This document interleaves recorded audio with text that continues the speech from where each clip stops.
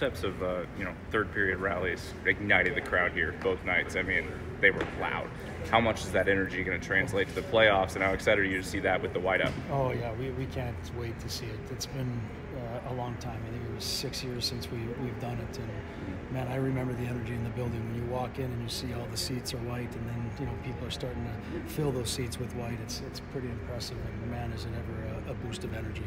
How do you think the level of physicality your team plays out is going to help you in the playoffs? Well, it's all about winning races and battles, and we talk about that daily. If you're going to have success at this level, especially this late in the season, it's going to require a lot of those battles to be won and have a good, strong net presence. And I'm glad that we've got the weapons to be able to do it. And our skilled players are, they're not afraid to get into those areas either. They push themselves. They're committed to playing a hard game, and it's been basically the message here all the way through that we want to play a playoff type game right from the start of the season. What'd you learn about your matchups with Calgary in the regular season taking you to this?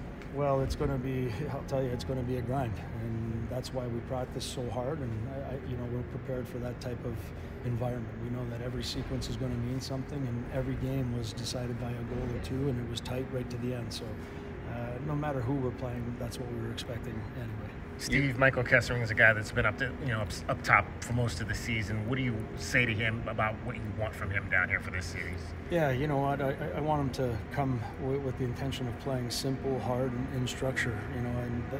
Again, those are the words that we used all season long with our guys. And he's been part of this organization, and he's been part of our community for a little while.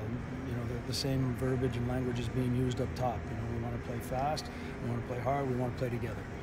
You were getting a lot of those guys back into shifts on Saturday night. How'd you work out the kinks in that, and how is it, getting guys like Josh and Michael back and worked into those lines so they can get that chemistry built for the postseason? Well, you know what?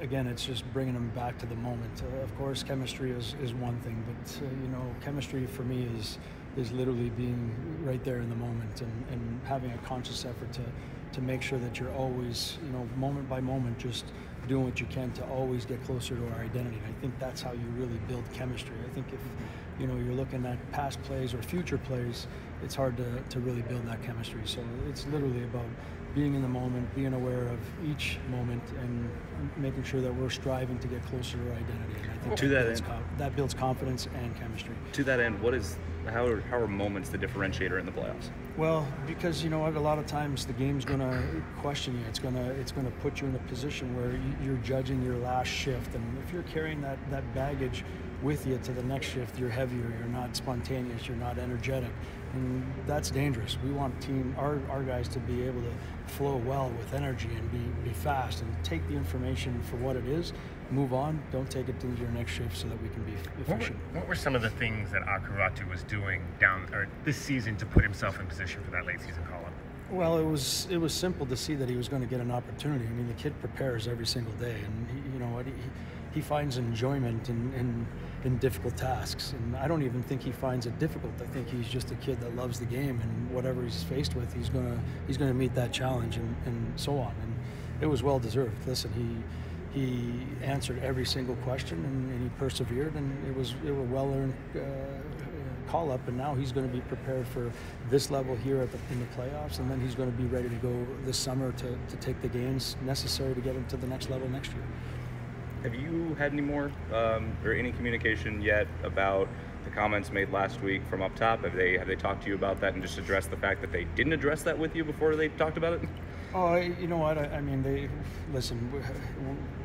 The conversations we had have always been about what the future holds for our players, and that's what we try to do our best and to give what we can to the players, and that's been our main focus. And look, we're trying to really pay attention to the position the players have put themselves in, and with the fans too.